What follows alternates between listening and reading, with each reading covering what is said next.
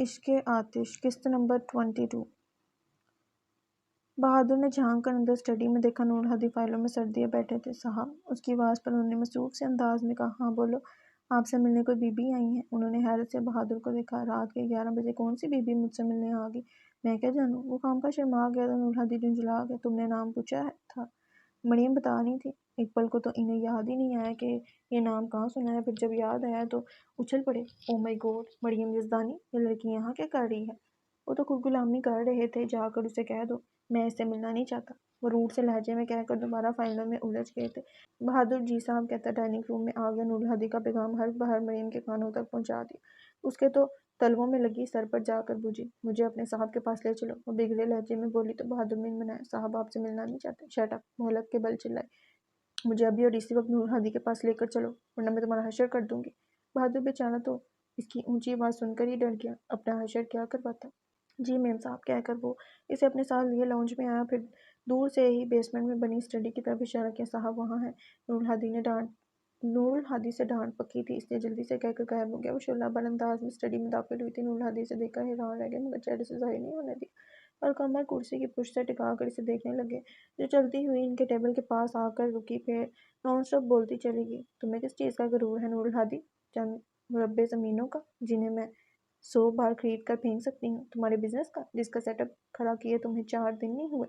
یا تمہاری پرسنالٹی کا، جسے خاص بنانے والی بھی میری نظر ہے؟ تم ہو کیا، اور تمہیں یہ سوچنے کی جرات بھی کیسے ہوئی کہ تم میری انسلٹ کر سکتے ہو؟ اس دن تو میں نے یہ سوچ کر نظر انداز کر دیا کہ تم شاید اپسیٹ ہو، مگر آج جو تم نے کیا اس کی تمہارے پاس کوئی وضاحت ہے؟ کیا لگا تمہیں مریم یزدانی تم پر مر مٹی ہے؟ مجھے تو ترس آیا تھا تم پر کہ اتنی ینگ ایج میں تم کام کے بوجھ تلے دب کر اکیلے اور ڈپریسڈ ہو گئے ہو۔ میں نے سوچا تو تمہیں اپنے دوستوں سے ملواؤں گی، ان کے ساتھ کچھ وقت گزار کر تم ریلیکس فیل کرو گے تو تمہاری ڈل لائف میں کچھ انرجی آ جائے گی۔ اور تم تیز لہجے میں بولتے بولتے اچانک اس کی آنکھوں میں آنسو آ گئے، جو اپنے بےعزتی کے احساس سے زیادہ نور الہادی کی بے رخی کے لیے تھے۔ فورگیٹ اٹ، بس ایک پل کو اس کی آواز بھر آئی تھی، پھر تنفر سے کہہ کر وہ مڑی اور جتنی تیزی سے آئی تھی اتنی ہی تیزی سے واپس چلی گئی۔ مجھے اسے رلانا نہیں چاہیے تھا۔ اس کی آنکھوں میں آنسو دیکھ کر اطمینان سے اس کی صلوتیں سنتے نور الہادی جھٹکے سیدھے ہوئے تھے، پھر وہ اتنی تیزی سے نکل گئی کہ نور الہادی کو اسے روکنے کا موقع بھی نہیں ملا۔ اور اب وہ بیٹھے افسوس کر رہے تھے، اور فطری طور پر بہت کیئرنگ انسان تھے، مگر ملیحہ کے بعد ان کی اس عادت میں خلل آ گیا تھا۔ لیکن وہ مریم سے ایکسکیوز بھی کرنا چاہتے تھے، پھر بھی جھجک میں 2 دن گزر گئے۔ مریم ان سے کہہ تو آئی تھی کہ ان کے پاس ان کی خاطر گئی تھی، مگر اسے خود بھی احساس تھا کہ یہ سچ نہیں ہے، اور جو سچ تھا وہ اسے سوچ کر خوفزدہ تھی۔ اس لیے جب سے ان کے پاس سے آئی تھی منہ سر لپیٹے بیٹھی تھی۔ ملازمہ کئی بار ان کے کمرے کے دروازے پر دستک دے چکی تھی، مگر مریم کے کان میں جوں تک نہیں رہیں گی۔ آخری حربے کے طور پر اس کی ممی دوسری چابی سے دروازہ کھول کر اندر آ گئیں، بیڈ پر بیٹھ کر اس کا شانہ ہلاتے ہوئے آوازیں دینے لگی، مریم اٹھو، تم سے کوئی ملنے آیا ہے۔ مگر آیا کون ہے؟ وہ بدستور چڑھتے ہوئے بولی۔ نام تو بتایا تھا اس نے، بڑا الگ سا ہے، کیا نام تھا؟ ان کی بڑبڑاہٹ پر مریم کو مزید طیش آنے لگا، مگر ضبط کیے بیٹھی رہی۔ پھر انہیں بھی یاد آ گیا، ہاں نور الہادی ہے اس کا نام۔ وٹ؟ وہ اچھل ہی تو گئی۔ مما آئی ایم سو ہیپی، وہ ان سے لپٹ کر بولی، پھر ان کا گال چوم کر باہر بھاگ گئی۔ ڈائننگ روم کے دروازے کے باہر اسے بریک لگ گئی تھی۔ نور الہادی کی روڈنس کو یاد کر کے اس کی ساری خوشی رفو چکر ہو گئی، مگر ان سے ملنا بھی چاہ رہی تھی۔ سنجیدہ سے چہرہ بنائے وہ ڈائننگ روم میں داخل ہوئی تو نور الہادی سے دیکھ کر اپنی جگہ سے کھڑے ہو گئے۔ تھینک گاڈ، ورنہ تو لگ رہا تھا تم ملنے کے لیے منع کر دو گی۔ میں تمہاری طرح بد اخلاق نہیں ہوں۔ اس کے منہ بنا کر کہنے پر نور الہادی بے ساختہ مسکرایا، کہا ہاں وہ واقعی بد اخلاقی تھی، اس لیے میں تمہیں سوری کہنے آیا ہوں۔ اس کی صورت ایک دم سے روحان سی ہو گئی، اور اس نے غصے سے منہ پھیر لیا۔ نور الہادی سے دیکھ کر بولے، آئی ایم سوری، اس نے تو وجہ نہیں تھی۔ اچھا بابا یہ لو، ہاتھ جوڑ کر سوری کہہ رہا ہوں۔ اسے مانتا نہ دیکھ کر انہوں نے اپنے ہاتھ جوڑے تو بالکل اچانک ہی انہیں وہ پل یاد آ گئے جب خفا سی ملیحہ ان کے ہار ماننے پر بھی نہیں مانی تھی، اور انہوں نے ہار کر اس کے آگے ہاتھ جوڑ دیے تھے۔ تم ضرور جاؤ گی تو میرے پاس کیا رہ جائے گا؟ اپنا کہا جملہ یاد کر کے ان کے اندر کا خالی پن سوا ہو گیا تھا۔ ان کے ہاتھ بے دم ہو کر گرے۔ مریم نے ان کی طرف دیکھا، پھر ان کے چہرے پر پھیلی بنجر پن کو دیکھ کر پریشان ہوگی، کیا ہو گیا تمہیں؟ نور الہادی نے خالی آنکھوں سے دیکھا تو مسکرا دی۔ کم آن نور الہادی، میں مذاق کر رہی تھی۔ وہ آہستہ سے اٹھ کر دروازے کی طرف بڑھ گئے، مگر باہر نکل جانے کے بجائے وہیں رک گئے۔ انہیں معلوم تھا اب آگے ان پر کیا بیتے گی، ان میں بگولوں کے طوفان اٹھیں گے، اور وہ گلی کوچوں میں سر پٹکتے پھریں گے۔ پھر جب ملیحہ کی یادوں کے شکنجے میں جکڑے کیسے فروکی لوٹیں گے تو ہمت جواب دے جائے گی، مگر پھر بھی ان کے قدم ان کی مرضی کے بغیر انہیں ملیحہ کمرے میں لے جائیں گے، وہ کمرہ جو نور ہادی کے زندہ وجود کا مقبرہ تھا، اور پھر خود پر اختیار کیسے رہے گا؟ ہر پل کے ساتھ یادوں کے اندھے کنویں میں اترنا، ابھرنا اور پھر اترنا آسان نہیں ہوتا۔ روح تک کو نڈھال کر دینے والا یمن نور ہادی کے برداشت سے باہر تھا۔ مریم الجھن بڑے انداز میں ان کی پشت کو دیکھ رہی تھی کہ وہ ایڑی کے بل گھوم کر بڑے ریلیکس موڈ میں بولے، آئس کریم کھانے چلو گی؟ کیوں کیوں نہیں؟ وہ جھٹ سے بولی، پھر کہا، لیکن میں ذرا چینج کر لوں۔ نور ہادی ملیحہ کی یادوں کو پل بھر کی مہلت نہیں دینا چاہتے تھے، فوراً بولے، کیا ضرورت ہے؟ ٹھیک تو لگ رہی ہو، میں نے صبح سے کپڑے نہیں بدلے اور تمہیں ٹھیک لگ رہے ہیں، تم گاڑی میں چل کر بیٹھو، میں 5 منٹ میں آتی ہوں۔ رف سے ٹراؤزر شرٹ میں مریم ان کے پل پل بدلتے موڈ پر حیران زچ ہو کر بولی تھی، مگر وہ مسئلہ ہے کہ ہاں نا، ضرورت نہیں ہے، اور مجھے تو اس وقت تم بہت خوبصورت لگ رہی ہو۔ اوکے، وہ جھگڑا ختم کرنے کو بولی، لیکن شوز پہننے کی اجازت تو ملے گی نا؟ ایکچولی تمہارے آنے کا سن کر میں بیڈ روم سے ننگے پاؤں بھاگی چلی آئی۔ اپنی جلد بازی کے اعتراف اس نے اتنی معصومیت سے کیا کہ نور ہادی مسکرائے بغیر نہ رہ سکے۔ مریم کافی بطونی قسم کی لڑکی تھی، مگر اس کی باتیں بھی بہت دلچسپ تھی۔ نور ہادی اس کی کمپنی میں بہت انجوائے کر رہے تھے۔ آئس کریم کھا کر وہ ساحل سمندر پر نکل آئے اور دور تک گیلی ریت پر پیروں کی نشان بناتے چلتے چلے گئے۔ شام کے سائے ڈھلے تو انہیں وقت گزرنے کا احساس ہوا اور وہ پلٹ آئے۔ نور ہادی اسے ڈراپ کرنے آئے تو گاڑی اس کے گھر کے باہر روک دی، مگر وہ بیٹھی رہی۔ کیا سوچ رہی ہو؟ اسے بیٹھے دیکھ کر نور ہادی نے پوچھا تو دھیرے سے بولی، سوچ رہی ہوں کہ آج تم اگلی ملاقات کا وعدہ کرو گی یا نہیں؟ نہیں۔ اس ایک لفظ پر اس کا چہرہ دھواں ہو گیا اور اس نے فوراً دروازہ کھول کر اتر جانا چاہا، پر نور ہادی نے دروازے کے لوک پر ہاتھ رکھ کر اسے روک دیا۔ پوری بات تو سنتی جاؤ، وہ ڈپٹ کر بولے۔ پھر وہ اسے دیکھ کر مسکرائے جو خفا خفا سینے گھوٹ رہی تھی، اور کہا، آج میں تم سے اگلی ملاقات کا وعدہ لینا چاہتا ہوں۔ اور مریم ایک دم سے ہنس پڑی اور پھر ہنستی ہی چلی گئی۔ باورچی خانے میں بیٹھ کر ناشتہ کرتے ہوئے مولوی صاحب مولانا جی سے کہہ رہے تھے، آج میں نے پیش امام کو کہہ دیا ہے کہ کل تڑکے ہی لاہور کے لیے نکل جاؤں گا، مگر ابھی تو دکان میں 2 ہفتے کا سامان موجود ہے، پھر لاہور کیا کرنے جائیں گے؟ وہ چنبے سے بولنے تو مولوی عبدالخالق مسکراتے ہوئے گویا ہوئے، بھلی عورت، دکان کے سامان کی میں نے بات ہی کب کی؟ میں تو ننھے میاں کے لیے لاہور جا رہا ہوں۔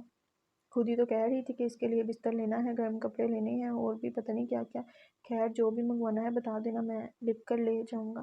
عبداللہ خود فراموشی کی کیفیت سے تو باہر آ گیا تھا، پر ابھی تک اس کا دماغ غنودگی کے عالم میں تھا۔ کہیں کوئی تحریک ہوتی تو دماغ کا وہ حصہ جھٹکا لے کر چل پڑتا، مگر ان الگ الگ حصوں کا آپس میں کوئی ربط ضبط نہیں بن پایا تھا، اس لیے اس کے ذہن پر دھند سی چھائی رہتی، لیکن دماغ بہرحال فعال ہو چکا تھا۔ ابھی بھی ان دونوں کی باتوں کو سن کر اس کے ذہن میں تحریک ہوئی تھی۔ بچے کا سامان خریدنے کے لیے پیسے کی ضرورت تھی، اور پیسہ کام کرنے سے آتا ہے۔ عبداللہ بچے کو اپنی ذمہ داری سمجھتا تھا، بلکہ یوں کہنا چاہیے کہ سوچنے سمجھنے کی ضرورت ہی نہیں پڑی، اور وہ اپنے آپ ہی عبداللہ کی ذمہ داری بن گیا۔ اب عبداللہ سوچ رہا تھا کہ اسے بچے کی ضروریات پوری کرنے کے لیے کام کرنا چاہیے، لیکن اس نے مولوی صاحب سے اس بات کا ذکر نہیں کیا، بلکہ وہ تو کسی سے بھی کسی بات کا ذکر نہیں کرتا تھا۔ ایک جامد چپ کی مہر اس کے ہونٹوں پر لگی تھی، اور شاذ و نادر ہی اس کی زبان سے کوئی لفظ ادا ہوتا تھا۔ حالانکہ دیوانگی کے عالم میں تو وہ بہت بڑبڑاتا تھا، مگر فرزانگی نے اس کی آواز گھونٹ دی تھی۔ ناشتہ کر کے اس نے ہینڈ پمپ پر جا کے ہاتھ دھوئے اور خشک کیے بغیر باہر چلا گیا۔ یہ 2 دن تو آرام سے بیٹھا رہا، آج پھر نکل گیا ہے۔ مولانا جی اسے جاتا دیکھ کر پریشان ہوتی مولوی صاحب سے بولنی تو وہ انہیں تسلی دیتے ہوئے بولے، فکر کیوں کرتی ہیں؟ وہ تجھے اور مجھے چھوڑ کر جا سکتا ہے، پر اسے چھوڑ کر نہیں جائے گا۔ بولتے ہوئے انہوں نے بچے کی طرف اشارہ کیا، پھر اللہ اکبر کہتے گھٹنوں پر ہاتھ رکھ کر کھڑے ہو گئے۔ عبداللہ سر جھکائے پیروں میں دیکھتا ہاتھ پشت پر باندھے چلتا چلا جا رہا تھا، مگر اس کے دماغ کی سوئی ایک جگہ پر ہی اٹک گئی تھی۔ اس نے یہ تو سوچ لیا تھا کہ اب کام کرے گا، لیکن سمجھ نہیں آ رہا تھا کہ کون سا کام کرے۔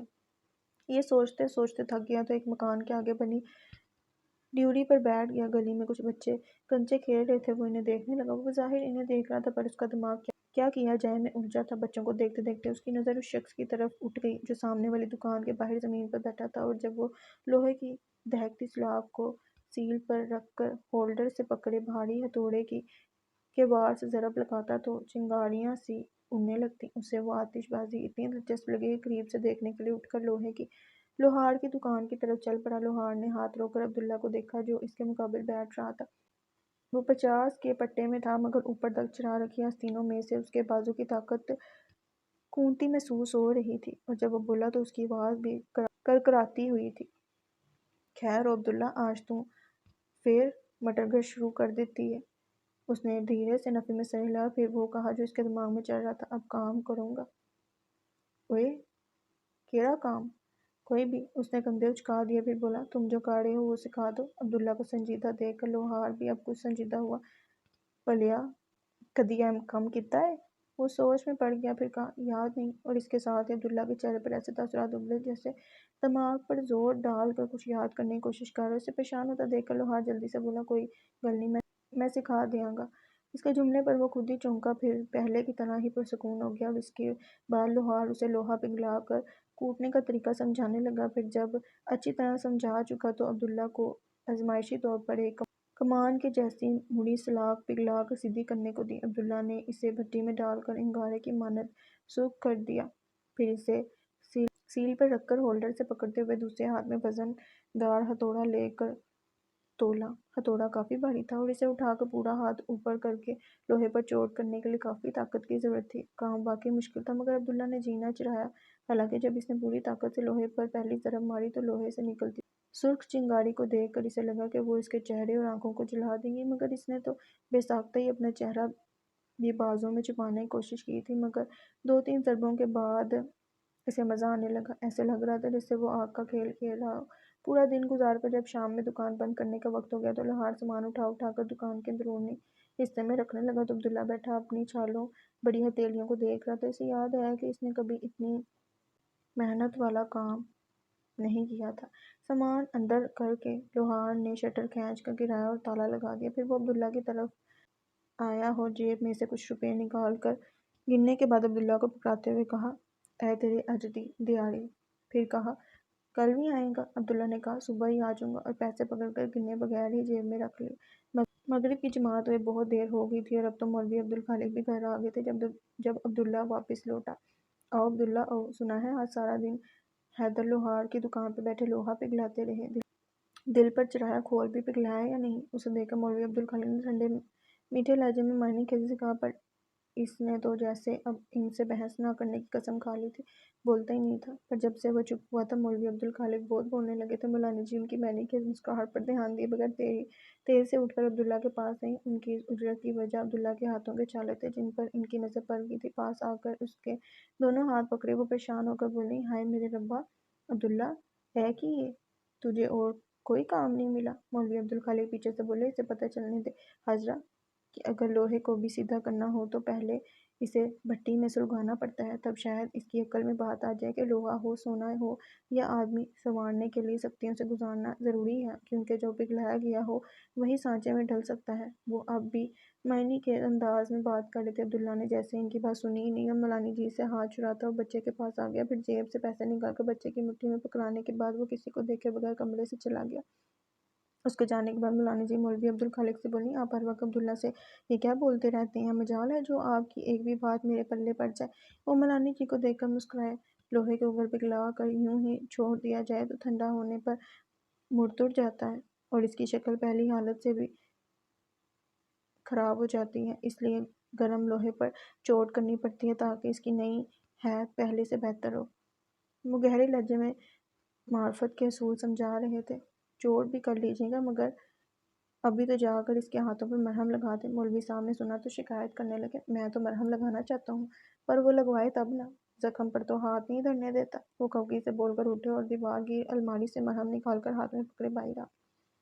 तुझे मेरे साथ खेल खेलने में बहुत मजा आता है ना? बस एक आरजू की थी और तूने मेरे दिल को वीरान कर दिया। लेकिन अब जब मैं अपनी आरजू ही त्याग चुका और फना के रास्ते को तलाश कर रहा था, तूने एक और आरज़ू मेरे दिल में डाल दी। मगर अब मेरे पास खोने के लिए कुछ भी नहीं है। अब्दुल्ला वो सहन में बिछी नंगी चारपाई पर चतलेटा तरीक आसमान को घूरता हुआ अपने दिल में अल्लाह से मुखातिब था कि मौलानी जी ने इसे आवाज़ दी। उसने सर घुमाकर हैंडपंप पर बर्तन धोती मौलानी जी की आवाज़ की तरफ देखा। उसे अपनी तरफ देखता पाकर वो बोली, तू काके के पास जाकर बैठ जा, मौलवी साहब तो कब के नमाज पढ़ाने चले गए हैं, वो अंदर अकेला है, डर जाएगा। उसकी बात सुनकर वो उठा, चप्पल पहनकर अंदर की तरफ बढ़ गया, मगर दरवाजे पर पहुंचकर उसके पैर जैसे जमीन ने जकड़ लिए थे।